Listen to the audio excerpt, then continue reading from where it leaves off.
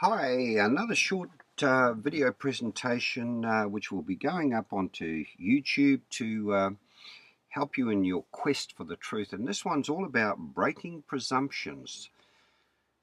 The law is all about presumptions.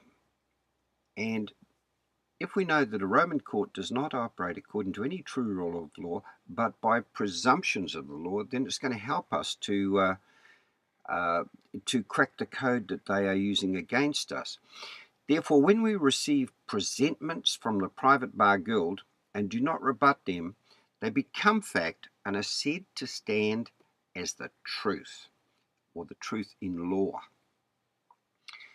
Here we go. We look at what a presentment is. The act of presenting to view or to the mind something expressed, presented, or exhibited.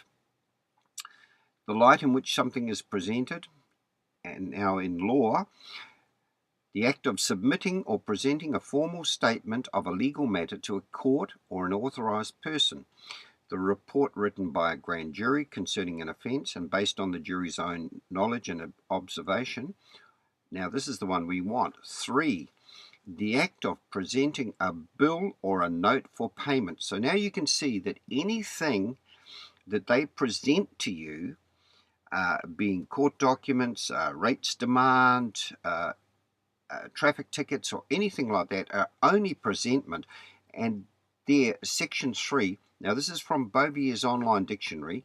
It pays, when you're learning law, to go online, click on Bovier's online or Black's online law dictionary, and this is where you'll find the true meanings to the words that we're going into. So the act of presenting a bill or a note for payment, this is telling you what those things you receive in the mail actually are. They're just a bill or a note for payment. So don't be afraid of them, because this video is going to help you to get a clearer understanding of what these presentments are. Now, the people who present them to us belong to this organization. It's called the Private Bar Guild. Once again, do a Google act, put Private Bar Guild into Google, and this is what you'll come up with. The bar guilds are the direct descendants of the Florentine, Venetian, and London guilds of the Middle Ages that used merchant trading principles to commercialize law and personally profit from crime, as demonstrated by the history of courts and their literal meaning. What they're telling you there is that the courts are a private company, and they're just giving you presentments or bills for payment. And if you know how to pay them, you can pay them off correctly. But if you don't know how to pay them, we'll show you in this demonstration how to rebut their presumptions. Okay, so the bar guilds now control almost 100% of judicial assemblies around the world, in the worst example of organized crime in the history of civilization. Okay, so what they're telling you in this, this is a Google quote that I picked up on the internet. They're telling you that they're just an organized criminal bunch trying to raid you. So if you know who they are, you can help to break the presumption that they have some sort of control over you. So what is a presumption?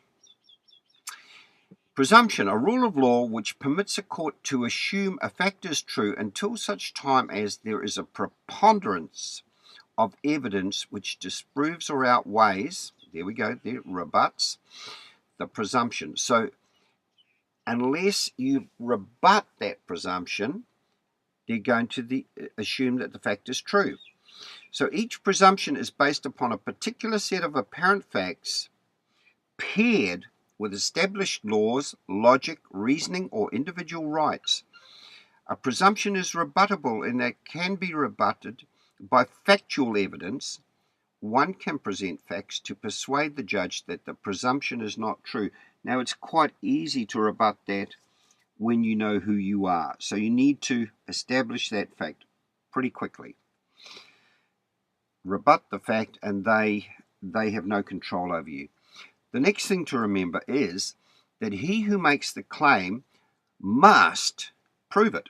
So you don't want to be making any claims. You want to be asking questions. When you ask questions, then if they've made a claim against you, you ask a question and they must prove it. So when a summons or a claim is sent to you, don't panic. Don't be concerned. It's only an offer. And if you accept it as that, soon you will start to have a totally different outlook on the law. You'll stop your worrying. Okay. This is an example of an offer I received recently. Okay. Now, on the top line there, you'll notice you were advised that a judgment for unpaid rates was entered against you in the district court at Manukau. Okay. So now I've talked about rebutting. We've seen what presentment is. Now we need to look at what rebutting is. So rebuttal is evidence introduced to counter, disprove, or contradict the opposition's evidence or a presumption or responsive legal argument. So what they're telling you is, and this is once again is from Bovier's Online Law Dictionary, evidence introduced to rebut a presumption or to contradict a presumption. Okay, so learning these words, you will stop all the fear that's going through your brain at the moment and start to act against them. Now we need to look through the letter for any presumptions that we need to rebut. Now I did read the first part of the letter out to you, and this is what we're going to rebut. You are advised that a judgment for unpaid rates was entered against you in the district court at Manukau on 13th of December 2006. Now, if you look at that carefully, it wasn't entered against Bill, it was entered against you. So we are now going to rebut that presumption. Well, hopefully we are.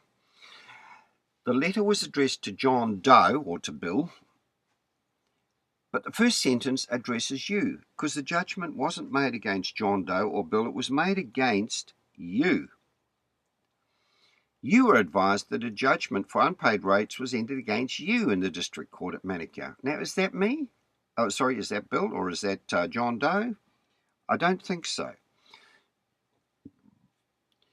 Properly, you is indeed a plural, yet the word you is often spoken as if it were in reference to a singular man or woman. In such instances, the word you induces a natural inclination for everyone in the audience to hear it as being addressed singularly or to themselves, particularly if the word you follows an antecedent noun. All right, so understanding that, you will start to get a picture of what's going to happen. The letter was very clear that the judgment was entered against you. And what the court now needs is for John Doe or Bill to accept that he is you, or in other words, that the judgment was entered against John Doe or Bill or whomever. This may sound simplistic and absurd, but that is exactly what the courts want us to think. The law always has and always is very precise, which is why we must be precise. Never presume anything. Always question. Always question. Otherwise, you are going to have a problem. So now we must rebut that we are you.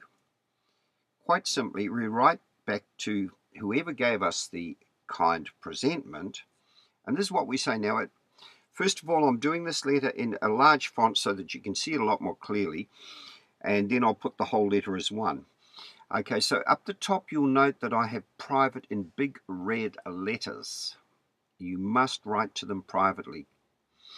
Mr. Registrar, and we address it to Mr. Registrar or to whomever in their private capacity. And we say, Dear Sir, we thank Mr. Registrar for his correspondence, which we received today, the 1st of the 1st, 2013. There appears to be a mistake, as although the correspondence was sent to John Doe, the judgment was against you. Would Mr. Registrar in his private capacity kindly confirm who you is and or forward this correspondence to you? And then we serve notice on him. Failure by Mr. Registrar in his private capacity to respond within 10 days from receipt of this correspondence shall constitute legal accord and satisfaction of all claims. Now, you may want to Google legal accord and satisfaction because it's a very, very powerful operation of law. Now, here we've separated the parties. We've made the Crown, we've got the Sovereign, and we've got the private person's personal representative. Now, those parties, I'm not going to go into it too deep in this presentation, but you will see that the Sovereign is CD, the private person's personal representative is AB, and you do it before two witnesses.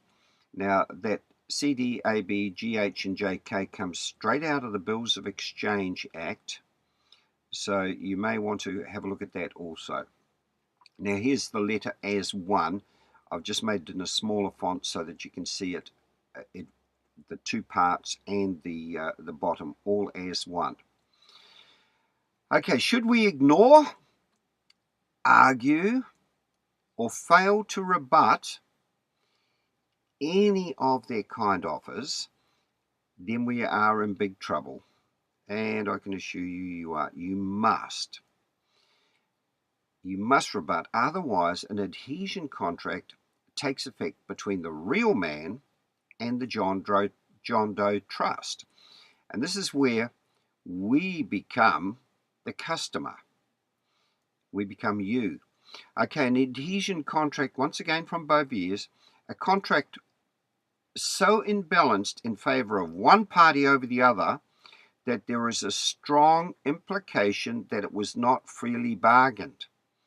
Now, an adhesion contract, because we do not understand what a adhesion contract is, the moment we accept that you is us, or you is a Bill, or you is John Doe, then we have an adhesion contract and we become a party to it. Now, do you think that that is freely bargained? I don't believe it is, but it goes on further.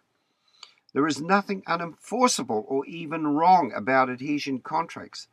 Well, I think there is. I don't think we have been given full disclosure of those contracts. So I don't believe that it is freely bargained. But then again, the courts say, well, there's nothing unenforceable or even wrong about adhesion contracts. So take your pick on that, guys. Once they have an adhesion contract, they can proceed to prosecution. Quite simply, as by our failure to rebut the claim that John Doe was you, the court now sees John Doe as you and as one and the same. Oh dear. So the first letter or presentment that they sent us, and this could be from anyone, whoever is demanding money from you is sending out these adhesion contracts to you. So the first one is the adhesion contract to bind the parties as one. Now, once we have accepted that we are you and we are the name, then we have an adhesion contract. Their second letter or presentment is to make the claim that you are causing them damage, and they will send you a letter to that effect. The third letter or presentment is the judgment. Unless you do something at this stage and rebut all their presumptions, they can now proceed to the court to enforce that judgment. All they need to show the judge is that they have observed the right process. Now, this is all it is. It's simply a process of law. Do not be afraid to use the same process against them also. You can use exactly the same process against any debt collectors or anything, anyone who sends these things to you. It is lawful and it is your right to do so. So don't be afraid. Lose your fear and start doing these things.